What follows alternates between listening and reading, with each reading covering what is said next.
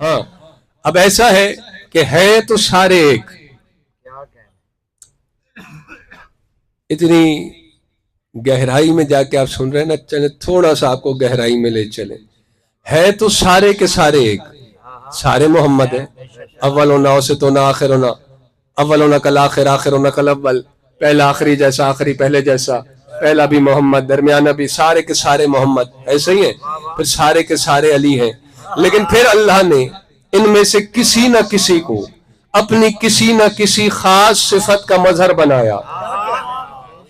میں نے کہہ دیا, آپ کی سمجھ نہیں آئی شاید بات. ہے تو سارے محمد ہے, لیکن پھر کوئی ان میں مجتبی ہے, کوئی مرتضی ہے, کوئی عابدین کی زینت ہے, کوئی باقر العلوم ہے, کوئی صادق ہے, کوئی کاظم ہے, کوئی رضا ہے, کوئی جواد ہے, کوئی تقی ہے, کوئی نقی ہے. کسی نہ کسی خاص صفت کا مظہر بنایا. اب جیسے یعنی ایک ہی نور قاہر کی 14 تجلیاں, حقیقت ایک عکس 14, ایسے ہی ہے. ایک ہی حقیقت کی 14 تصویریں. اور پھر ایسا گھرانہ کہاں سے لاؤ گے کہ تجلیات ولایت کے اس گھرانے میں جسے دیکھو وہی علی, جسے دیکھو وہی محمد. کیونکہ اتنی دیر میں حضور سمجھ گیا ہوں, فوراً میں نے اگر واقعہ پڑھا تو آپ ویسے رسپانس نہیں کریں گے. تھوڑا سا آپ کے ذہنوں کو وزن ڈالتا ہوں, اس کے بعد بات کرتا ہوں کہ میں بات کرنے کیا لگا ہوں. حوالہ بھی دیتا چلوں گا, ریکارڈ ہو رہی ہے بات. اندر آ جائے, اس لیے کہا تھا یہ دروازے کی جگہ چھوڑ دینا, بعد میں آنے والوں کو دقت نہ ہو. صلوات پڑھیں باواز بلند.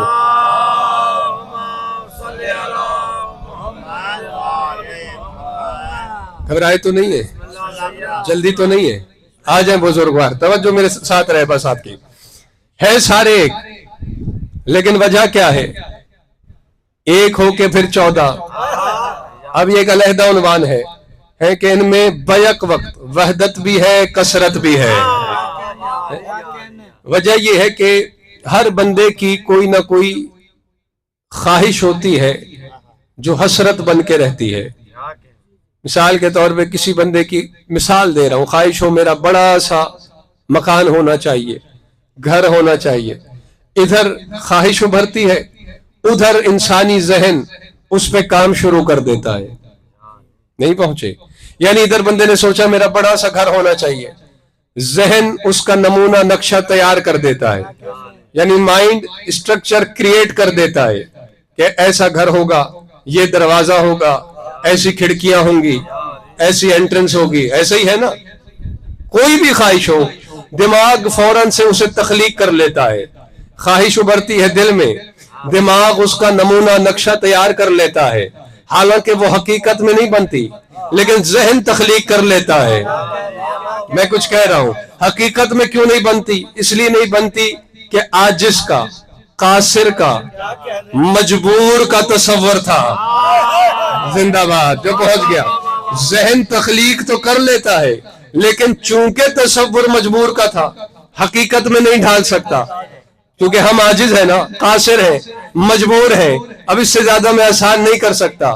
اسی طرح علی والوں, جب بے دل نے اپنے دل میں تصور کیا, وہ تو قادر ہے, قدیر بذات ہے, جب بے دل نے اپنے دل میں تصور کیا کہ ایسا ہو جاتا کہ میں صفات کے پیکر میں اپنے بندوں کے سامنے آتا.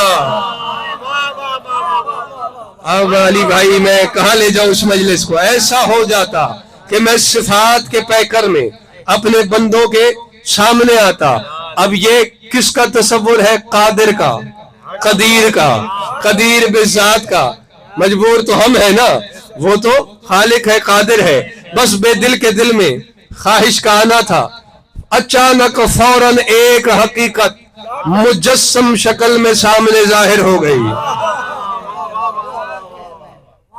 اور ظاہر ہونے والی حقیقت, صلوات پڑھ لیجئے بابا. ادھر آ جائے احسان بھائی, آگے آ جائے, آگے. مل کے بلند آواز سے درود پڑھ لیجئے.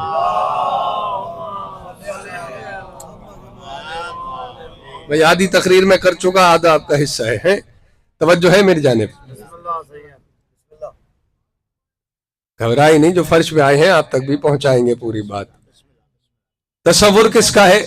اس کا ایک حقیقت سامنے آئی, مجسم حقیقت, توجہ ہے, اور اتنی خوبصورت, اتنی باکمال, نقص تو تھا ہی نہیں, کمال ہی کمال تھا, کمال ہی کمال تھا, کوئی نقص تھا نہیں.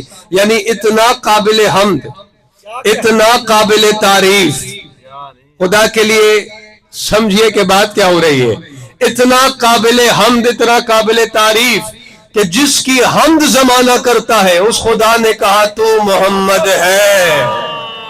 یا علی, جس کی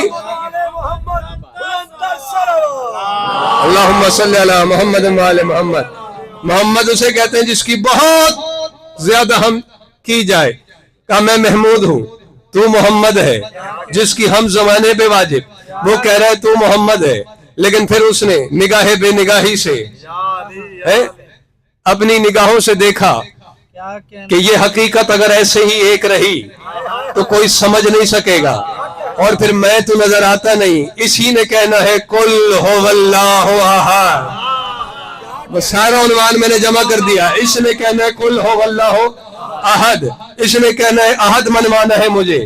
اور اگر یہ ایسے ہی ایک رہا, لوگ تو دیکھا ہوا سورج مانتے ہیں, اب میں اور کیا پڑھوں گا, دیکھا ہوا چاند جانتے ہیں, پھر کیا ہوا, وہ اللہ ہے نا, جو عاجز آ جائے وہ خدا نہیں. بس ساری کتاب سمجھ لے بند کر کے ایک ہی جملے میں آپ کے حوالے کر رہا ہوں. اس نے 1 کو 2 کیا, 2 کو 5 کیا, 5 کو 12 کیا, 12 کو 14 کیا, اور کہا تم سارے ایک دوسرے کے شریک ہو, میں لا شریک ہو گیا. تم سب ایک دوسرے کے شریک, میں لا شریک ہو گیا. تو یہ میں بات کہہ رہا تھا, ہے سارے کے سارے محمد, سارے کے سارے ایک ہے, ایک ہی حقیقت کی مختلف تصویریں ہیں, 14 تصویریں ہیں. ہاں, اور یہ ہے سارے کے سارے عالم تصویر و مثال سے پہلے کے, اس لیے ان کی کوئی ایک صورت ہے ہی نہیں. کتاب کا نام ہے دمت الثاقبہ, بہار الانوار میں بھی واقعہ لکھا ہوا ہے, حوالہ بھی دے دیا. یہ تقریر اپنے ذہن میں تازہ رکھ کے اب سنیں تو لطف آئے گا. ایک شخص آیا سرکار کی بارگاہ میں, سرکار زین العابدین کی بارگاہ میں, آگے کہنے لگا مولا بہت شیعہ ہو گئے ہیں اب آپ کے. امام نے فرمایا اچھا کتنے ہو گئے؟ کہتے میرے علاقے میں سرکار گننے تو نہیں ہے, میں نے گنتی میں تو نہیں لایا, لیکن جہاں تک میرا تجربہ ہے اور میرا خیال ہے کم سے کم 50,000 ہوں گے. اب آپ سو جائیں کھو جائیں تو مرضی آپ کی ہے. اس نے کہا 50,000 تو ہوں گے. امام نے فرمایا 40 بھی ہوتے تو ہم پہ خروج واجب ہو جاتا. یا علی, مجھے جو کہنا تھا میں کہہ گیا, 40 بھی ہوتے تو خروج.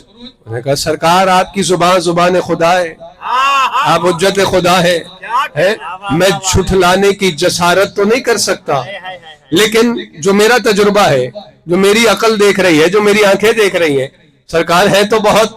فرمایا چلو تیرے اطمینان کے لیے ان میں جو معتبر مضبوط عقیدے والے مل جائیں تجھے, وہ 40 چن کے لے آؤ. کتنے میں سے؟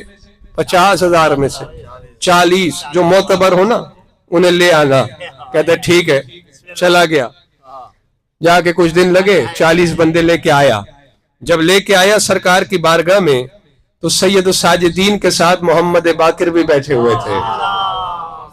میں نے کہا تقریر اپنے ذہن میں تازہ رکھیے گا, جو جملے میں کہہ سکا پیچھے گزر گیا, آپ کو محفوظ رکھنے کے لیے کہا. اور اس وقت 5ویں امام کا سن کم تھا, کم سن تھے, دونوں سردار بیٹھے ہوئے تھے. بندے آگے سرکار یہ ہیں, فرمایا یہی ہیں, ہاں یہی ہیں, بڑے پکے شیعہ ہیں.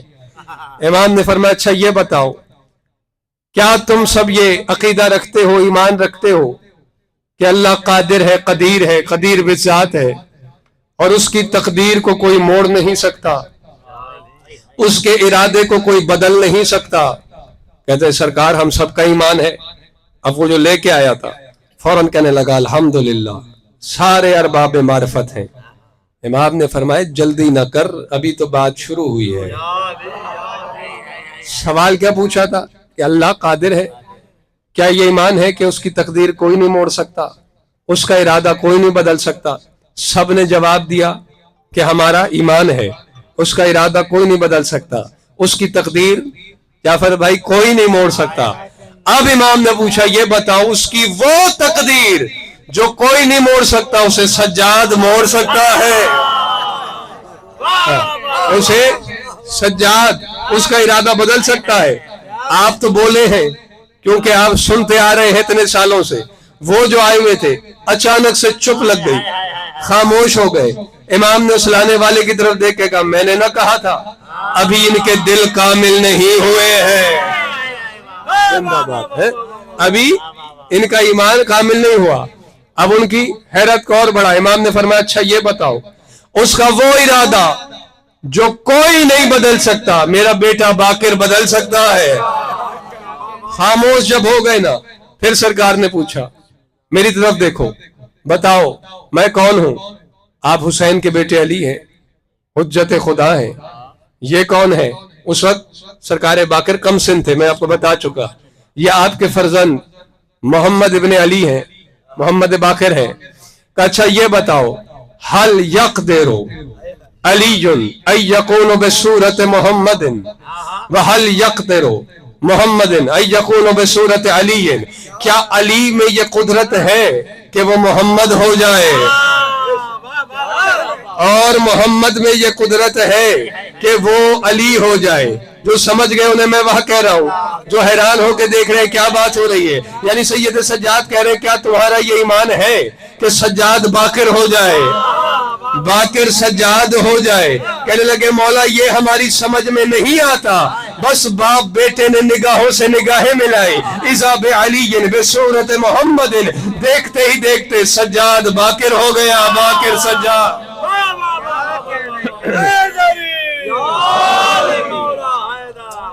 علی بھائی آپ کا سارا مجمع یال ہی نہیں کہہ رہا، پتہ نہیں آپ سے ڈر رہے ہیں یا کیا بات ہے؟